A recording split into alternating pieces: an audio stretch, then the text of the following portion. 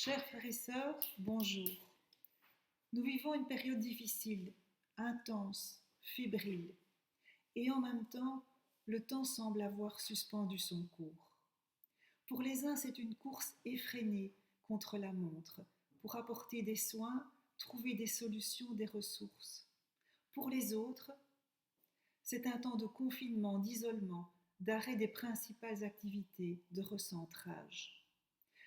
Je voudrais partager avec vous un passage que nous évoquons souvent ces jours-ci et qui nous fait du bien et qui est tellement vrai.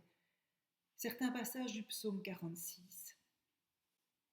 Dieu est pour nous un refuge et un appui, un secours qui ne manque jamais dans la détresse.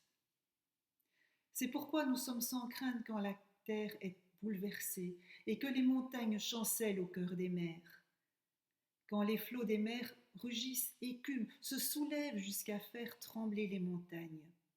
Et plus loin, et c'est bien vrai, arrêtez et sachez que je suis Dieu. Je domine sur les nations, je domine sur la terre. L'Éternel des armées est avec nous, le Dieu de Jacob est pour nous une haute retraite.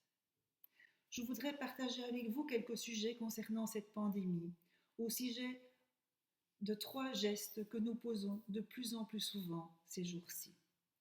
Le premier geste, pour nous rappeler nos sujets de prière, concerne le lavage des mains.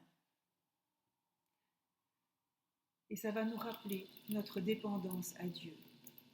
Profitons de ce temps, 60 secondes, répétées plusieurs fois par jour, pour nous rappeler que nous pouvons confesser à Dieu nos péchés et nous remettre à sa grâce. En écho au premier chapitre d'Ésaïe, nous pouvons nous rappeler qu'il est bon de faire le bien, nous rappeler des pauvres, des démunis, des personnes âgées, des personnes isolées, des malades, des réfugiés. Que chaque fois que nous nous lavons les mains, nous nous rappelions notre entière dépendance de Dieu et que Jésus a tout accompli sur la croix et sa résurrection. Il crée en nous un cœur pur en faisant de notre vie une lettre de Christ gravée dans nos cœurs avec l'esprit du Dieu vivant. Prions que Dieu saisisse notre monde de cet esprit de contrition et d'un vaste retour à lui.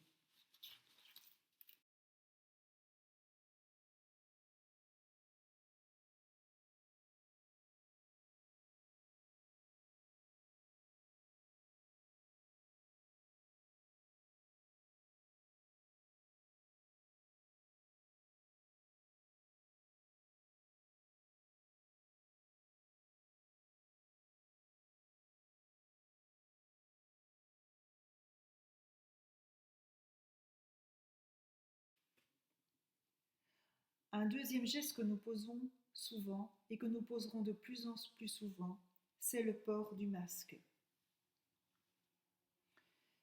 Rappelons-nous, en portant ce masque, rappelons-nous du personnel médical et de tous ceux qui participent à ce grand combat qui est mené à l'hôpital, à domicile, dans les foyers, les refuges, dans la rue. Que le Seigneur renouvelle leurs forces, qu'il les protège, eux, ainsi que leurs familles, qu'il les soutienne psychologiquement et leur accorde le matériel dont ils ont besoin. J'ai entendu de plusieurs parmi nous, ces jours-ci, qui font partie de la profession médicale, à la fois leur désir d'être là au cœur de la fournaise pour aider, mais leur crainte et la boule au ventre en allant travailler. Prions pour eux. Rappelons-nous les malades isolés dans leur chambre ou leur maison, coupés souvent de tout contact réconfortant, qu'ils cherchent le Seigneur et qu'ils le trouvent car il est proche d'eux. Pensons aux familles éprouvées qui ne peuvent serrer dans leurs bras leurs bien-aimés. Prions pour les autorités médicales, politiques, économiques. Leur tâche est phénoménale. Que le Seigneur leur accorde la sagesse et le courage, qu'ils puissent se coordonner, collaborer.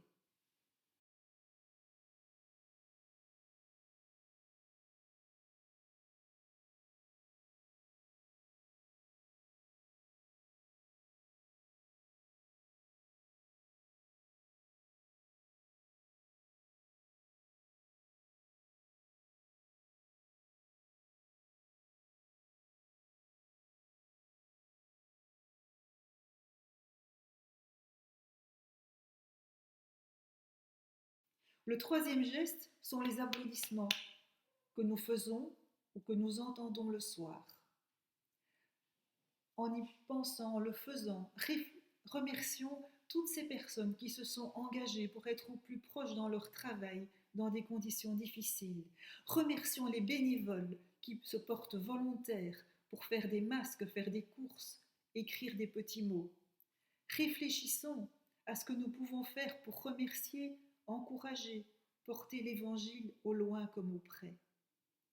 Et avant tout, et plus que tout cela, remercions Dieu en qui nous trouvons tout, qui peut tout, en tous. Que le Seigneur vous bénisse.